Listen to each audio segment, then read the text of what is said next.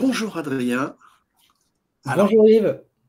pour rappel, tu es Adrien Boulogne, tu es le directeur du Salon Data Center World Paris, Tout à fait. donc, et qui est partenaire à la fois donc, de Data Center Magazine, qui est le co-organisateur de l'événement, et également donc, partenaire de la journée du Data Center. Alors, Adrien, peut-être rappeler l'importance de la collaboration que l'on a ensemble, que ce soit Data Center World, Data Center Magazine et la journée du Data Center. Et ensuite, on évoquera un peu ce qui est recherché sur cette journée et en quoi il est important d'accompagner l'écosystème. Totalement, ouais.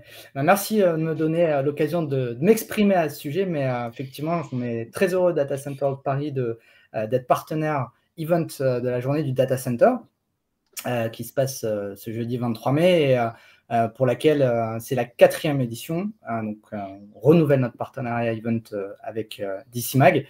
Et puis, également, en parallèle, on travaille également avec DCMag en tant que partenaire éditorial sur le salon Data Center Paris pour ce qui est de l'implémentation du programme Keynote, pour lequel, quand bien même le salon au mois de novembre, on est d'ores et déjà d'arrache-pied au travail pour s'assurer qu'on propose un contenu de haute qualité à la filière, à l'écosystème sur le salon. Alors, Adrien, en tant qu'organisateur du salon, tu es un observateur privilégié du secteur des data centers. Qu'est-ce que tu peux nous en dire et comment il évolue, puisque ça fait quelques années également que l'on est partenaire ensemble sur l'organisation de cet événement. Comment, de l'intérieur, tu le vois évoluer? Je prends beaucoup de plaisir, je l'avais déjà dit, mais je le redis parce que c'est vrai, à avoir l'opportunité de pouvoir échanger avec les acteurs de cette belle industrie sur pratiquement tous les jours et de voir la dynamique en fait qui est partie prenante de cette filière. Il y a des challenges à relever importants pour pouvoir aller dans le bon sens et pouvoir continuer à se développer en France. Et l'un de ces challenges, d'ailleurs, c'est l'un des axes principaux de cette journée du Data Center que vous mettez en place et qui va être axé sur l'acculturation et la reconnaissance du Data Center. Ça va être l'opportunité, c'est l'opportunité pour la filière d'échanger sur l'acceptabilité du data center. Je pense que ça, c'est parmi d'autres, mais c'est un gros challenge, et de voir comment l'écosystème est acteur de sa transformation, finalement, concernant l'énergie, l'efficacité énergétique et l'environnement notamment. Voilà, je pense que c'est important qu'on ait l'opportunité d'avoir des dates pendant l'année d'échanges avec la filière sur ce type de questions pour pouvoir les adresser, pour pouvoir trouver des solutions, apporter en tout cas des éclairages et trouver des solutions ensemble. Et ensuite, il y en a évidemment d'autres de challenges qui font partie des actualités. On sait aussi la problématique du déficit actuel sur les compétences au sein de la filière. Donc, je pense que ça aussi, c'est quelque chose qui est très important pour pouvoir assurer la pérennité de l'évolution de l'écosystème de data center en France. Et puis, on a des actualités comme celles qui ont été évoquées la semaine dernière qui sont extrêmement positives, puisqu'on voit notamment de gros acteurs qui annoncent des investissements très importants en France et qui montre aussi l'attractivité de notre filière sur le territoire français et qui en résulte beaucoup d'excitation et beaucoup de perspectives d'évolution intéressantes. Closer Steel Media, qui est la société que tu représentes et qui est l'organisateur de ce salon, organise également le même équivalent de salon sur Madrid, sur Francfort, sur Londres. Toi qui es également acteur sur ces différents salons, comment tu pourrais différencier le marché français des autres marchés? Est-ce que tu détectes des différences et des choses qui te marquent éventuellement? Oui, c'est intéressant effectivement d'avoir aussi l'opportunité de me déplacer sur des salons qui sont sur d'autres pays et de voir pour une grande majorité des acteurs, pour ce qui est des acteurs majeurs qui vont être les mêmes, mais aussi avec des dynamiques et des problématiques qui vont différer d'une zone géographique à un autre, d'un marché à un autre, au sein de l'Europe, notamment si on parle de l'Europe là tout de suite, évidemment. Et c'est vrai que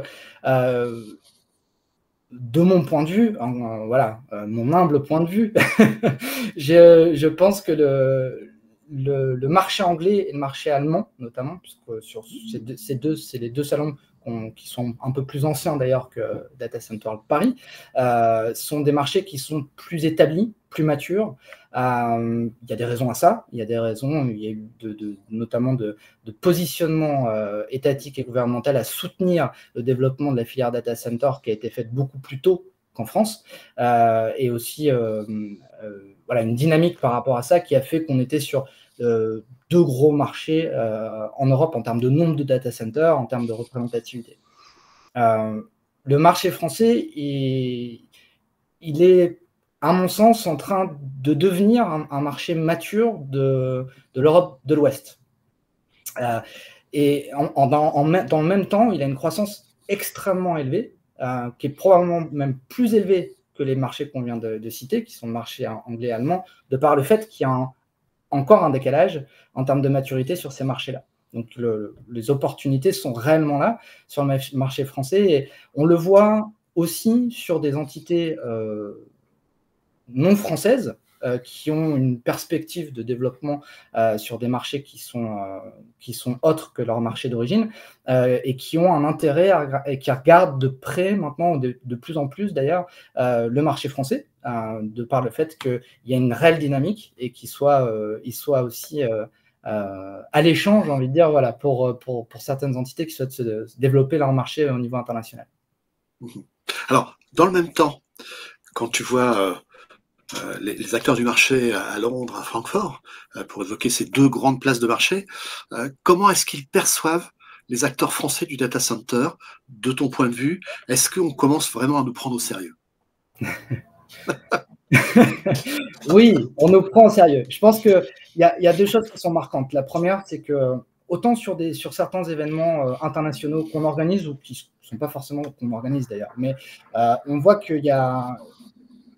La plupart du temps, on est sur des événements qui vont être des événements anglophones. On est sur des événements, quand bien même, par exemple, un événement en Allemagne peut avoir une partie de ce qui va être dispensé qui va être en langue allemande. Mais il n'y aura jamais réellement une barrière par rapport à ça de la langue.